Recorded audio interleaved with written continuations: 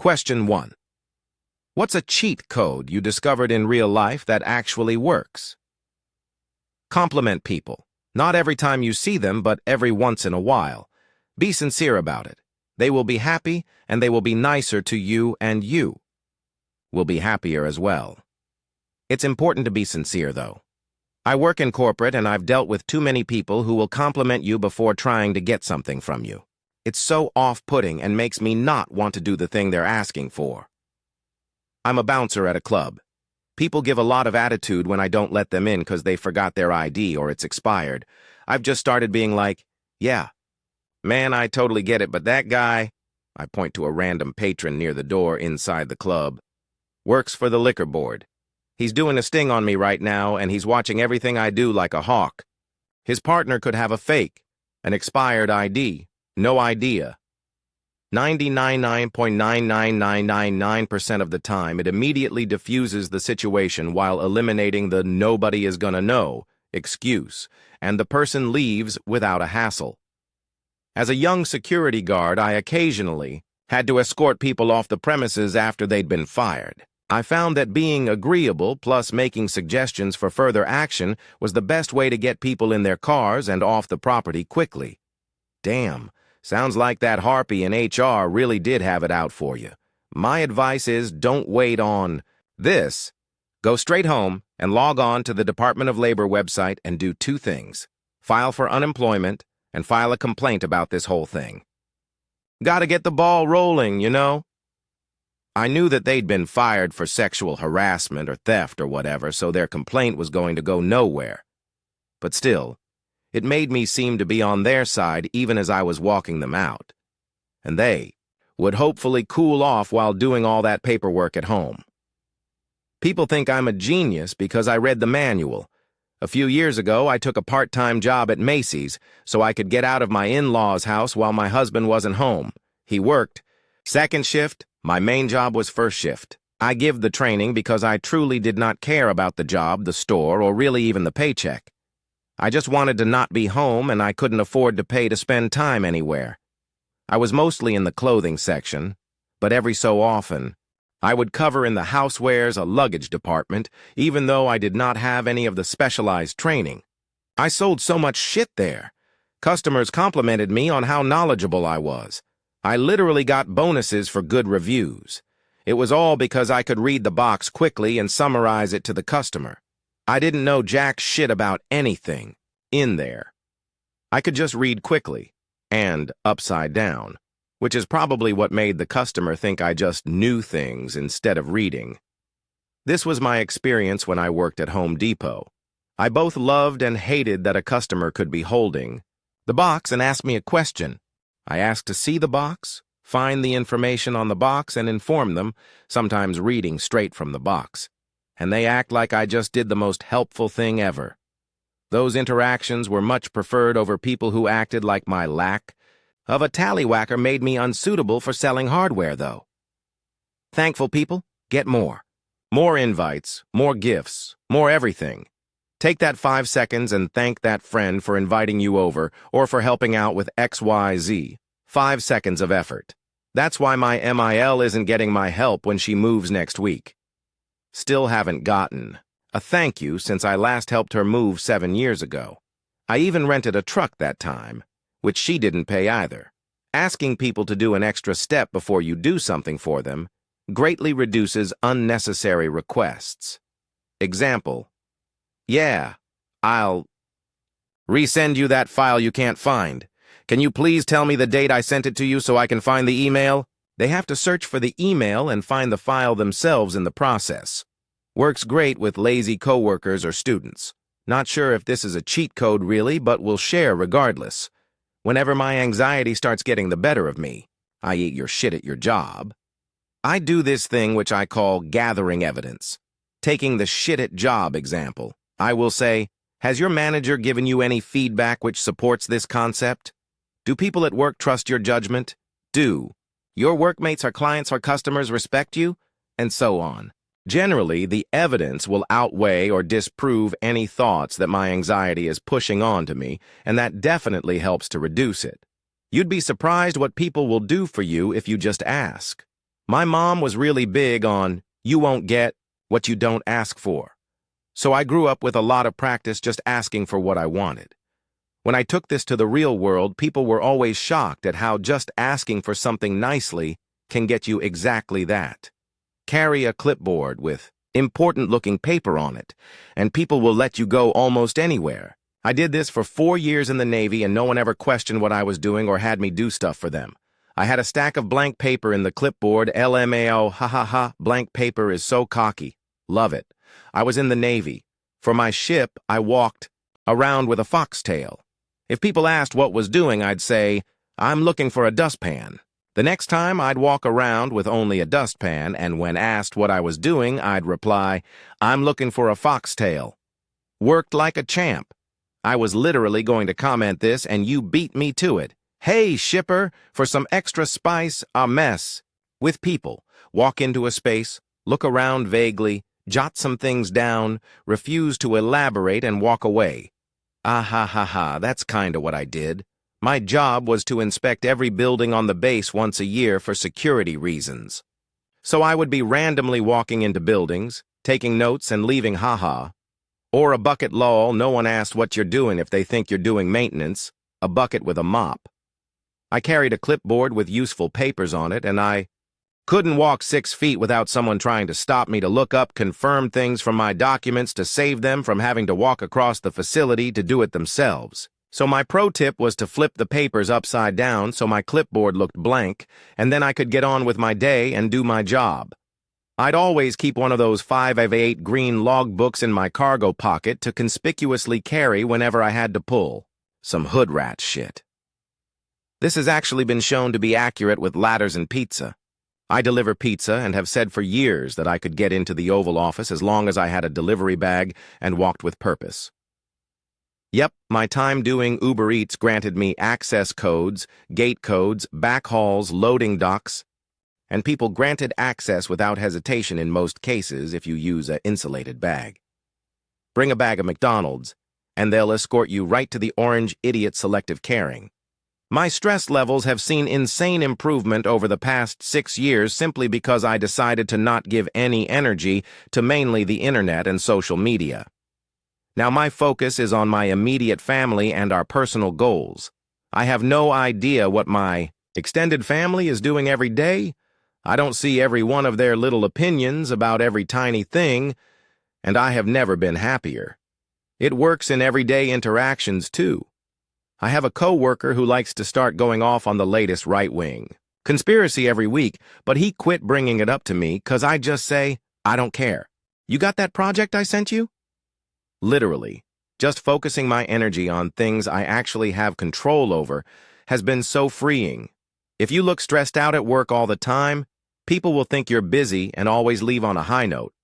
Well, that's it for me. I think that's a recurring character on SNL's Weekend Update. What do you actually do? What don't I do? If you're looking at something like a hotel or a flight, call them directly. For example, usually what I'll do is look on Expedia or Kayak and see a room for $100 a night.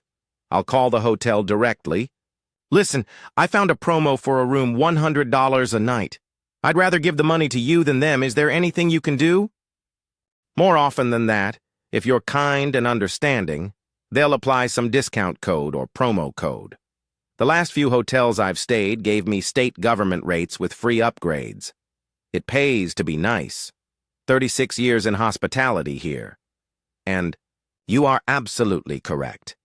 There is also the fact that all hotels overbook, as there are always no shows. There is also the fact that some folks decide to stay longer than they initially booked, and no hotel will ever say they have to go.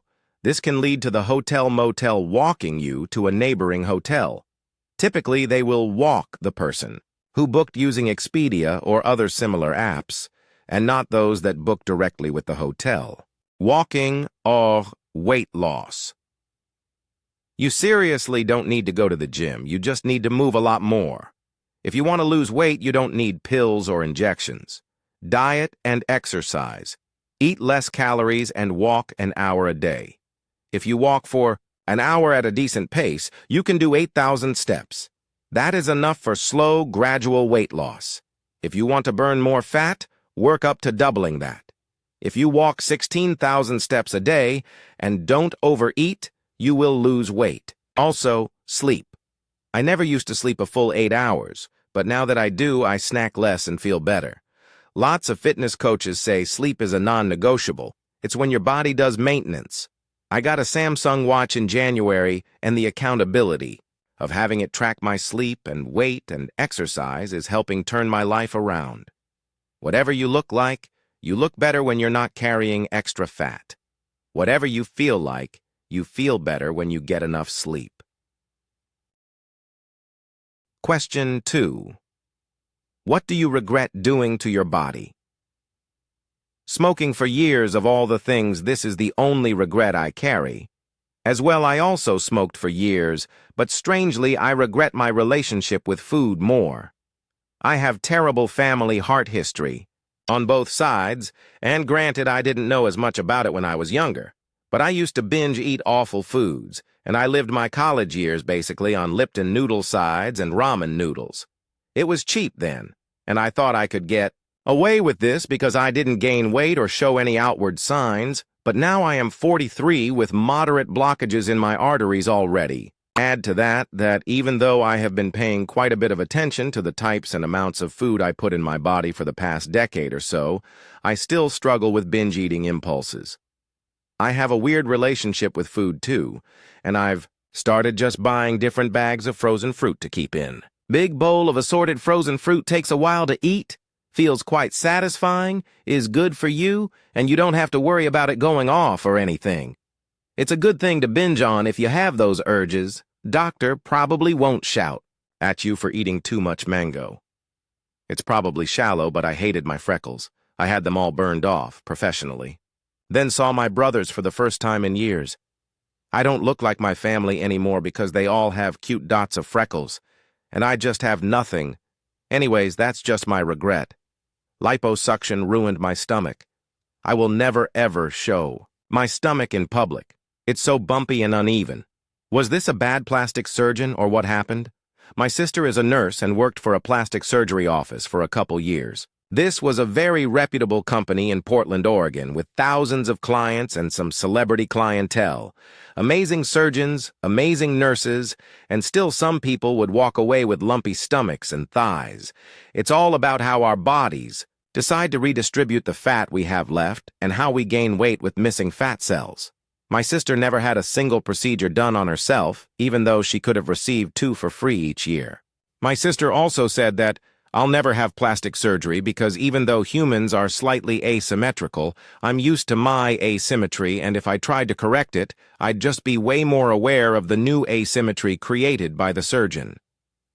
Being ashamed for it.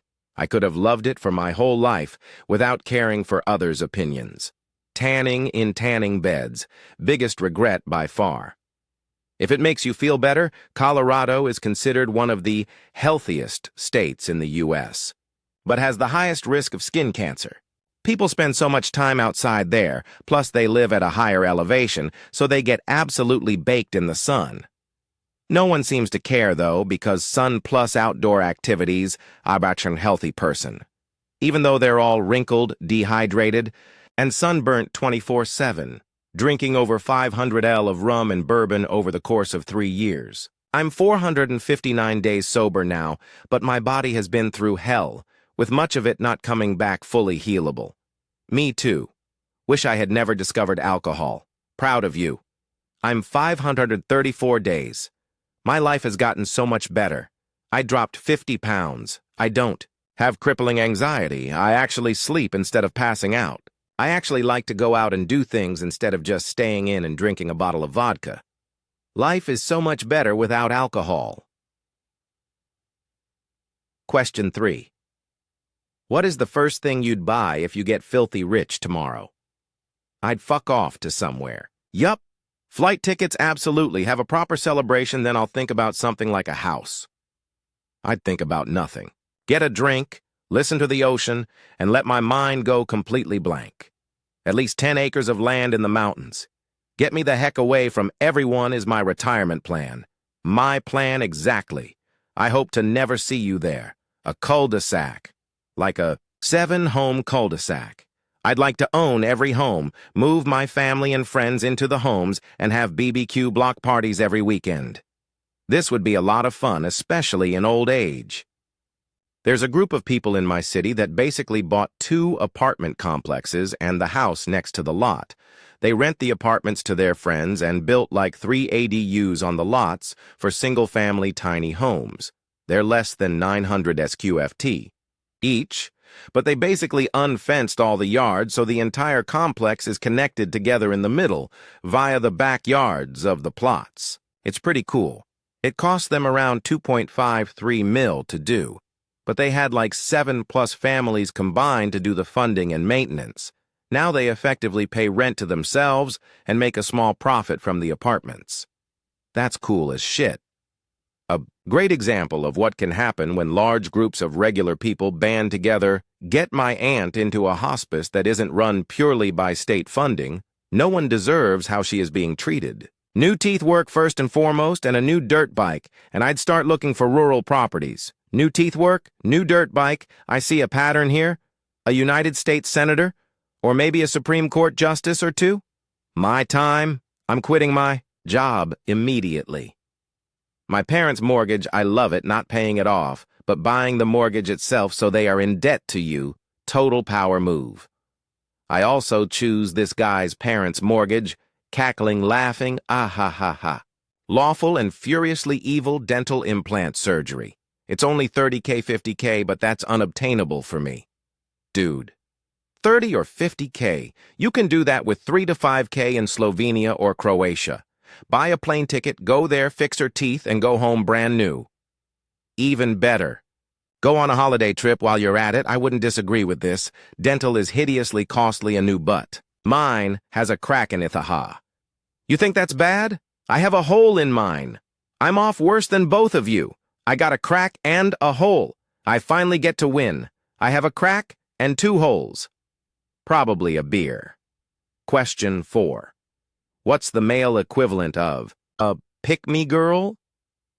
Recently attended an acoustic guitar night, the kind of night where you were lucky if there were 30 people present, including the performers and bar staff. During one performance, the guy on stage introduces his next number as a song about making love to that special someone. This prompted a guy at the bar to shout, "As long as it's consensual." He then started glancing at the punk-styled barmaid, who seemed entirely indifferent to the whole scene. I guess given her punk aesthetic, he thought someone fighting against sexual violence would interest her. So not sure what you'd call it, but that guy was definitely pick-me as fuck. The math some guys do to figure out how to get laid is astounding. I'm doing 1,000 calculations a second, and they're all wrong. Some people do math, some do meth, and some do both. One of the wildest examples I have of this. My girlfriend and I went out with one of my friends. He's always complaining about girls and stuff. We get there, and there is a girl at the bar kinda checking him out, and he says he knows her. So I'm like, "Go talk to her, dude." He walks up and says, "The last time I saw you, you fucked one of my friends." Instantly blew it and then was like, "I don't get it, dude." I'm crying from laughing, ha ha ha. I just picture him walking up to her all happy that he knows what to say and drops this bomb on her. What was she even supposed to do with that information? The blokes who have to one-up everything you say. You did a 10-kilometer run? They did a 20-kilometer. You caught a big flathead? They caught a huge flathead. They can't handle anyone to seem better than themselves. You went to Tenerife? Well, I went to 11-Erife. Johnny one-up. You went to Timbuktu? They went to Timbuktu. You've been to Kuwait? He's been to Kunaini. You go to Dublin? He's been to Triplin. You got COVID-19. They got COVID-20. The dudes who pretend to be feminists to get validation, but they're really scary, controlling misogynists. Aha, you mean Neil Gaiman. Man, that one hurt. I used to love his books. Yeah, the male feminist is a solid answer, but I'll go a different direction. The dudes who are chill and fun to hang with when it's just the bros. But the second a girl shows up, they become a different person, trying to act alpha, and generally become a douchebag. The where my hug at dudes. This isn't even pick me. It's just, I secretly want to feel your boobs. It's the guy who, thinks he, can speak on any topic at length with great detail. He will always try to dominate conversation with his feats and knowledge. Yeah, I was at the World Trade Center like an hour before the planes hit, we just left. However, the moment you push back on his stories, he gets super defensive. This is especially the case when said guy is speaking on a subject and there is an expert on the subject in the vicinity to correct him. His lie is then exposed. He gets slightly despondent, then reorganizes himself, finds a topic said expert doesn't know much about to validate himself to the group.